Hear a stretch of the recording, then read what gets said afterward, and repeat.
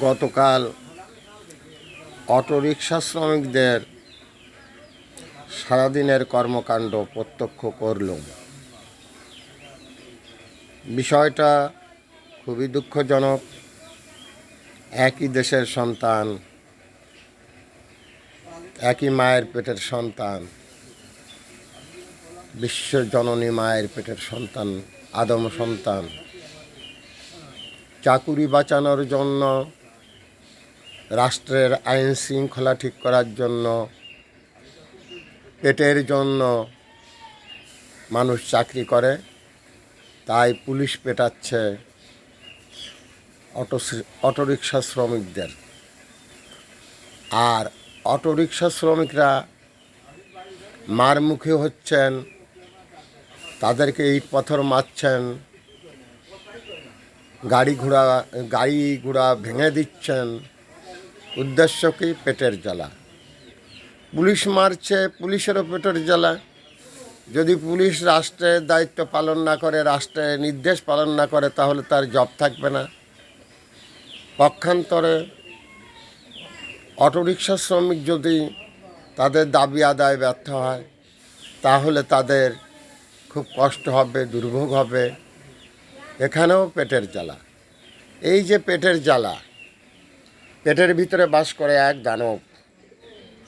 সেই দানব পৃথিবীর ভিতরে সব থেকে বড় দানব। সেই দানবের থাবা থেকে কোনো মানুষ বাঁচতে পারে না।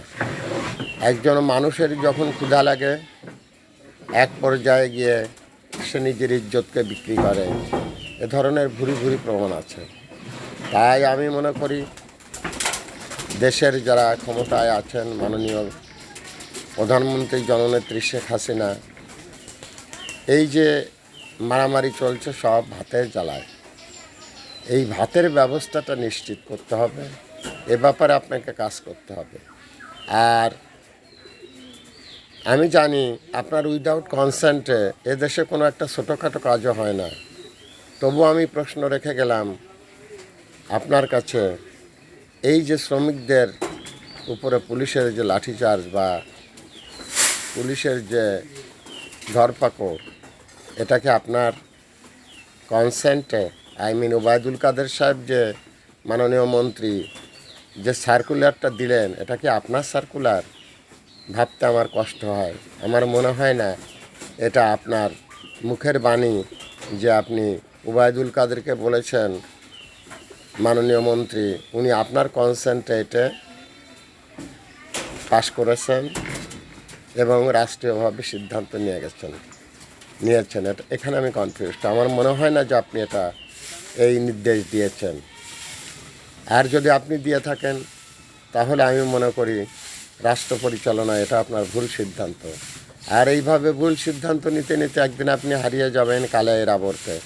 সেদিন আপনাকে আর কেউ ফেরাতে পারবে না। এভাবে চলতে চলতে একদিন আপনার মৃত্যু হবে। সেদিন জনগণ আপনাকে মনে রাখা তো দূরের কথা, আপনার প্রতি তাদের এক ধরনের ব্যাড ইমপ্রেশন হবে যে আপনি বেঁচে থাকতে এই সমস্ত অটোরিকশা শ্রমিকদের অনেক কষ্ট দিয়েছিলেন। তাই আমি মনে করি আপনি কঠোরতা অবলম্বন করবেন অপরাধীদের সাথে। আর যারা পেটের দায়ে রাস্তায় বেরোয়, তাদের সাথে আপনি কঠোর হবেন না। কঠোর হবেন যারা কোটি কোটি মিলিয়ন মিলিয়ন টাকা নিয়ে চলে যাচ্ছে, যাদের এদেশে কোটি কোটি টাকার সম্পদ রয়েছে, অবৈধভাবে উপার্জিত অর্থ, আপনি সেখানে হাত দেন। এই গরিবের পেটে লাথি মারবেন না। গরিবের পেটে লাথি মারলে আল্লাহ আপনাকে ভালোবাসবে না। আর আল্লাহর শাস্তি বড়ই, কি বলবো, আল্লাহর শাস্তি খুবই খুবই কঠিন। তাই আমি চাই আপনি আদম সন্তানের পেটে লাথি মারবেন না। মানুষকে সুস্থভাবে বাঁচতে দিন। বিকল্প পথ খুঁজে বের করুন। যতদিন বিকল্প পথ খুঁজে বের করতে না পারবেন, ততদিন অটোরিকশা শ্রমিকদের তাদেরকে অটোরিকশা চালানোর নির্দেশ দিন। ফাঁকে ফাঁকে আপনি এদেরকে পুনর্বাসনের একটা ব্যবস্থা করুন। তখন তারাও বাঁচবে। রাষ্ট্রপ্রধান হিসেবে আপনি আপনার দায়িত্ব পালন করতে পারবেন। That's all. এর honour Mohammad Fakhrul Alam master viral sir, বিনা বেতনের পারিবারিক পাঠশালার শিক্ষক। মোবাইল কন্ট্যাক্ট নং 01935 204804 এটা আমার বিকাশের নাম্বার। আমি একটি বিনা বেতনের পারিবারিক পাঠশালার শিক্ষক। Please you help me for my work, for my health, for my family. Thanks a lot.